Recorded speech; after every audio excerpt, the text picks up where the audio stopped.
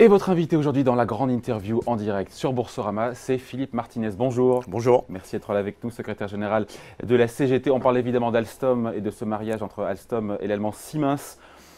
Il n'y a pas à tortiller pour vous, Alstom passe sous contrôle allemand parce que ça nous est vendu. On a vu le secrétaire d'État Benjamin Griveaux à l'économie nous dire non, non, non, c'est un mariage entre égaux. Puis c'est vrai que quand on voit aujourd'hui, il y a 50% aujourd'hui du capital de la nouvelle entité qui sera détenue par Siemens. Ça peut évoluer sous 4 ans, ils peuvent monter à 52%. Donc pour vous, voilà, il n'y a pas... C'est sûr, c'est Alstom passe sous contrôle allemand. Les TGV français passent sous contrôle allemand. Il n'y a pas de débat. C'est surtout, oui, il n'y a pas de débat. C'est surtout qu'on casse à court terme le potentiel industriel français avec un savoir-faire qui est reconnu dans le monde entier. Il n'y a pas que les TGV d'ailleurs, il y a toute une série de transports de marchandises qui sont sous la fabrication de l'Alstom. Moi, ce que je veux dire, c'est qu'aujourd'hui, on nous dit exactement le contraire, les mêmes nous disent exactement le contraire de ce qu'ils avaient dit il y a 4 ans, quand vous vous rappelez, Alstom s'est séparé de sa branche énergie, Alstom Power. On nous disait, il faut vendre... C'était il y a 2 ans, ça, pas 4 ans. En 2015. Ça a démarré il y a 4 ans. Oui, mais le deal était fait. Mais ça a été finalisé en 2015 par M. Macron, d'ailleurs. Il était déjà là. On nous avait dit, il faut se séparer de la branche Power pour construire un costaud français du transport. Il faut des fonds, etc. 4 ans après, on nous dit tout à fait le contraire. C'est-à-dire qu'on brade un pan important de l'industrie, d'une industrie d'avenir, parce qu'on parle d'environnement beaucoup, et vous savez que le transport ferroviaire, qu'il soit routier ou de marchandises, pardon, vous voyez, je suis tellement pollué par les camions que marchandises ou passagers, c'est le moyen le plus écologique de transport. Donc voilà, c'est proprement scandaleux.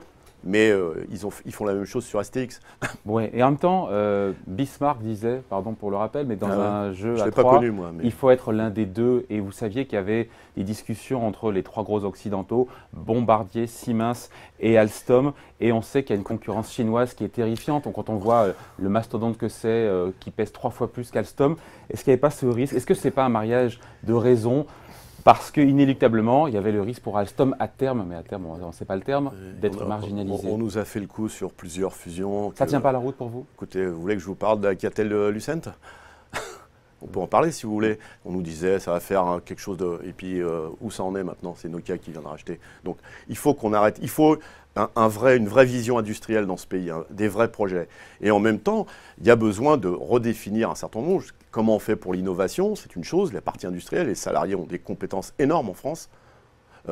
Mais en même temps, il faut parler des clauses sociales et environnementales. Bien sûr, mais encore une fois, dans cette compétition mondiale où on a des géants à côté de nous, il n'y avait pas ce risque quand même d'être hors course si Alstom était resté seul. Dans les appels d'offres à l'international, il faut avoir des gros bilans pour que les banques vous prêtent pour des dizaines de rames. Il y a déjà besoin de s'occuper du marché français et européen.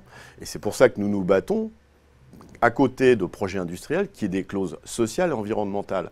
Par exemple, on sait qu'Alstom travaille beaucoup sur des marchés publics.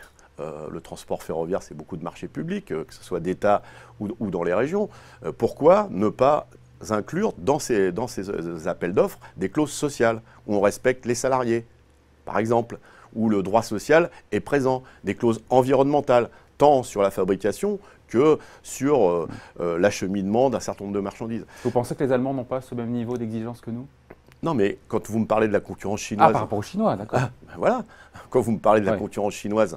Les Chinois qui ont raflé des marchés aux États-Unis, à Los Angeles, il y a des tas de pays dans le monde qui, sans respecter des normes environnementales, sans respecter des normes sociales fondamentales, c'est-à-dire que des normes de l'OIT, qui est l'organisation qui dépend de l'ONU, eh bien, on remporte des marchés et on ne dit rien sur le travail informel, voire sur le travail des enfants, voire sur le travail où on ne paye pas, vous voyez. Et vous convenez quand même qu'en termes de stratégie, si Alstom n'avait pas fait ce mariage, même s'il est finalement racheté et avalé par les Allemands, derrière, il y aurait eu Bombardier, Siemens, et ça aurait marginalisé Alstom. Il y a ce risque que vous mesurez? Mais ils existent déjà. Ils existent déjà. Enfin, bon, je ne sais pas si vous prenez le tramway ou des transports de ce type, il y a déjà... mais ensemble, si Bombardier et Siemens... Vous savez bien que ce genre d'opération se traduit forcément par des réductions d'effectifs, des pertes de savoir-faire. On va en parler. Si vous me trouvez un autre exemple, je suis preneur. Mais ces 15 dernières années... Non, c'est mieux quand c'est la France qui rachète. Là, pour le coup, c'est vrai que c'est la France qui rachète. Pourquoi on ne s'appuie pas sur un industriel comme Alstom, où les salariés ont vraiment un savoir-faire important pour développer? Il y a besoin de développer le transport ferroviaire en France. Je pense par exemple au transport de marchandises. C'est important pour la protection de la planète. Vous voyez, plutôt que de mettre des cars Macron. Bon. Par exemple, ou des camions à tout va sur les routes. Vous savez que le transport routier de marchandises continue d'augmenter. Donc il faut faire concorder ses paroles et ses actes. Donc pour vous, en tout cas, cette vente d'Alstom, ce mariage qui n'en est pas un, d'Alstom à Siemens, c'est scandaleux, c'est le mot que vous avez employé? Oui, c'est scandaleux. Et ça va, c'est scandaleux parce que c'est une perte de savoir-faire des salariés d'Alstom, mais c'est aussi une remise en cause de choses qu'on a promis aux salariés il y a 3-4 ans, comme je vous l'expliquais tout à l'heure. Les promesses de garantie de l'emploi, elles sont jusqu'en 2022, nous affirme le communiqué de presse. La question qu'on se pose, c'est qu'est-ce qui se passe un jour après? Vous redoutez la casse sociale à moyen terme, au-delà des 4 ans? Mais l'expérience nous montre que ça se passe toujours comme ça. Hein, quand la mariée est belle, et puis 4 ans après, tout le monde a oublié ses promesses. Bon, la CGT, c'est le deuxième syndicat chez Alstom. Pour vous, c'est une évidence, il y aura des doublons dans cette fusion. Et que demandez-vous au gouvernement pour le coup là-dessus? Évidemment, c'est de revoir sa copie, ou en tout cas d'être présent au capital. Il y a un vrai sujet là-dessus. D'être présent au capital. Vous savez qu'il y a une part du capital qui est détenue par un constructeur immobilier plutôt. Bouygues. Bouygues, pour ne pas le citer. Bouygues a prêté en fait. Il y a une option d'achat en fait. Oui, mais qui veut se retirer depuis des années. Et donc, c'est l'occasion. 20% du capital qui est prêté c'est l'occasion de Bouygues à l'État. pour le gouvernement d'avoir un poids dans ce groupe et de, non pas, comme je l'entends depuis des années, que l'État fasse des trains à la place de ceux qui savent les faire, mais qu'il donne des orientations politiques en matière de politique industrielle. C'est ça le rôle de l'État.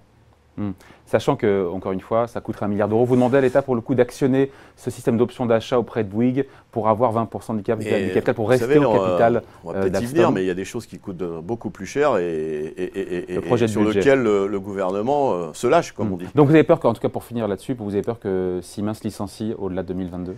Non seulement qu'il supprime des emplois, mais qu'en même temps, au nom de la rentabilité, il supprime des compétences et des savoir-faire qui sont énormes dans le personnel d'Alstom.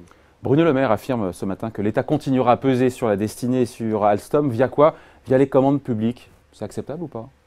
C'est vrai que... en tout cas, ça n'en prend pas le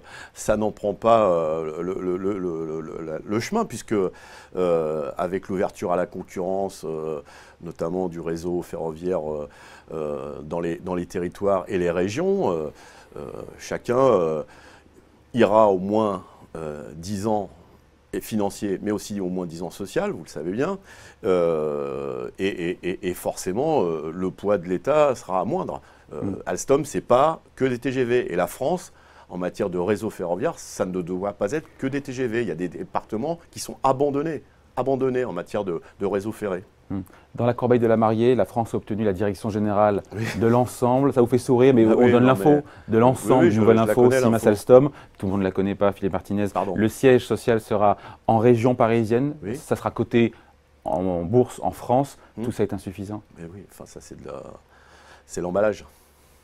Pourquoi est-ce que le gouvernement a accepté un tel déséquilibre? C'est à M. Le Maire, à M. Macron qu'il faut demander ça. Vous en pensez quoi, vous? Une opinion là-dessus? Je pense que le gouvernement n'a pas de stratégie industrielle. D'ailleurs, il n'y a pas de ministère ou de secrétariat d'État à l'industrie, c'est quand même un signe. Il n'y a pas de stratégie industrielle et on abandonne un par un. Alors, c'est pas nouveau, hein, ça c'est sûr que c'est pas nouveau, un par un certain nombre de fleurons de l'industrie.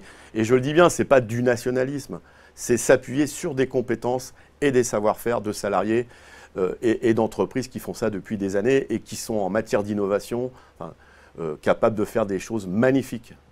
Donc on vise la rentabilité financière à court terme, comme à chaque fois. Et vous savez qu'en matière industrielle, les projets, ils ne se construisent pas pour la fin de l'année. Ils se construisent notamment en matière ferroviaire ou d'autres, plutôt sur des décennies sur une décennie que sur la fin de l'année et le résultat financier à la fin de l'année. Mais la direction, vous savez, la direction d'Alstom, au départ, voulait se rapprocher plutôt de Bombardier. Il y avait cette volonté quand même d'aller s'allier à l'un des des deux autres gros occidentaux qui sont présents sur le ferroviaire. Oui, il y a des possibilités de partenariat, de travail en coopération, mais à partir du moment où c'est l'enjeu financier et capitalistique qui est la source principale d'intérêt, c'est au détriment du savoir-faire, des compétences et de l'intérêt général. Donc Alstom, à vous écouter, a été bradé. D'ailleurs, c'est ce qu'a dit bradé, c'est le mot qu'a employé hier Laurent Wauquiez. C'est un mot que vous pourriez employer vous aussi. Ça a été bradé, mais depuis longtemps. Depuis, vous savez que nous étions déjà contre l'éclatement de l'entreprise et la vente d'Alstom Power en matière d'énergie. Vous voyez, énergie, transport, ce sont des missions de service public pour une question d'équité sur le territoire. Eh bien, c'est le genre de choses qu'on brade et qu'on vend contre l'intérêt général. Et quand on nous vend l'idée d'un Airbus, du ferroviaire, tout ça, c'est de la com pour vous? Le projet Airbus, il date. Ouais. Ça fait déjà. Non, mais il est dans l'inconscient collectif. Oui. Enfin, c'était valable à l'époque. C'était basé sur de la coopération, etc.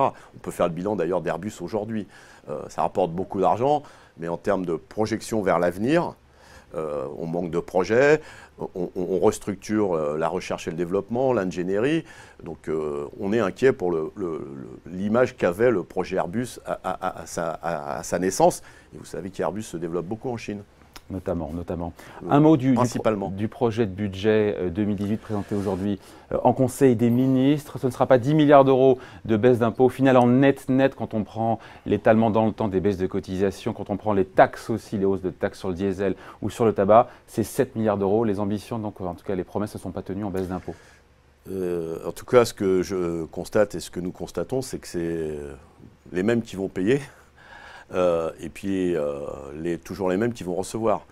Moi, je mets en parallèle l'augmentation de la CSG. Vous voyez, quand on parle pour les retraités de revenus aisés, quand c'est 1 200 euros par mois, enfin, faut être sérieux, faut revenir les pieds sur terre. Quand on parle d'augmentation de taxes, etc., et en même temps, on baisse l'impôt sur la fortune, on baisse l'impôt sur les sociétés. Vous voyez qu'il y a deux mondes qui se côtoient, mais qui n'ont pas les mêmes réalités. Par contre, les cadeaux vont toujours aux mêmes. Et ceux qui serrent la ceinture, c'est toujours les mêmes. La couverture de l'Obs, justement, cette semaine, dit pourquoi, enfin c'est la couverture, pourquoi Macron donne aux riches quand vous voyez ce projet de budget avec l'impôt sur la fortune qui va rapporter 5 fois moins puisqu'on va retirer le patrimoine financier quand on voit le prélèvement, une fiscalité sur le capital. Mais bon, on s'aligne quelque part sur ce que font les autres en Europe aussi, quelque part. C'est aussi prendre conscience que les d'autres pays qui sont mieux disants que nous en matière de fiscalité. Et donc c'est pour ça que l'Europe va bien.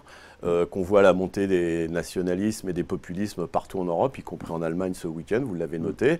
Et puis après, on va dire, mais comment ça se fait que le Front National est à ce niveau-là, etc. Il n'y a pas que des questions économiques qui sont notamment en Allemagne.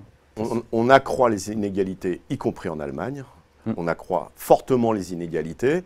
De patrimoine, surtout de patrimoine. L'INSEE a sorti un chiffre, 10% des Français détiennent plus de la moitié du patrimoine. Est-ce que pour vous, avec ce qui est voté en projet de budget, justement, en loi de finances, ça va accroître ces inégalités? Bien sûr, on conforte ceux qui ont beaucoup d'argent et on plume.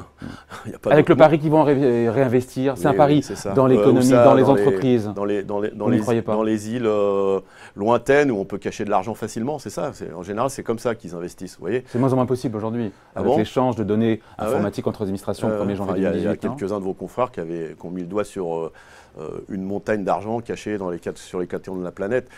Il faut que l'argent il revienne à ceux qui travaillent, rééquilibré pour qu'ils reviennent à ceux qui travaillent. Par exemple, c'est scandaleux qu'on n'augmente pas les fonctionnaires. On va faire des économies sur le dos des fonctionnaires. On sait les saluer. La masse salariale augmente de 4 milliards d'euros, nous dit le ministre Darmanin, quand on regarde la masse salariale des fonctionnaires sur 2017. 4 milliards d'euros. Il invente ce chiffre. Oui, les fonctionnaires, vous avez entendu qu'on gèle le point d'indice. On va réduire les effectifs et on leur impose un jour de carence. Ça veut dire qu'ils vont gagner moins, ils vont être moins nombreux. Donc ils vont avoir plus de travail, c'est ça la réalité. 3 jours de carence dans le privé, même si c'est plus compliqué parce qu'il y a souvent parfois une prise en charge. On propose d'ailleurs de supprimer et dans le public et dans le privé. On ne fait pas de différence, nous on est pour l'égalité de traitement, vous voyez. On finit là-dessus. Michel Sapin, ancien ministre des Finances, tenait ses propos sur Europe 1 hier ou avant-hier, je ne sais plus, il laissait entendre finalement que il y a eu le président des riches, Nicolas Sarkozy, qu'il y avait encore plus fort que lui, le président des super riches, enfin c'est pas ce qu'il a dit, mais en creux, que Macron allait beaucoup plus loin en termes de baisse d'impôts pour les riches que Nicolas Sarkozy. Vous en pensez quoi? On est dans la continuité, puis entre les deux, il y en a eu un. qui a donné beaucoup d'argent aux entreprises. Hein. C'est près de 200 milliards aujourd'hui d'exonération, de cotisation. Voilà, vous l'avez reconnu, c'est bien. Donc on est dans la continuité. Et pour un président qui se dit jeune, qui va tout changer, on a beau avoir 39 ans, on peut avoir un très vieux cerveau et continuer les vieilles idées qui ont été menées par ses prédécesseurs. C'est ça la conclusion de ce petit mot de Michel Sapin. Bon, voilà, merci en tout cas d'avoir été notre invité en direct sur Boursorama. Philippe Martinez, donc secrétaire général de la CGT. Merci à vous. Au revoir et à bientôt. Merci.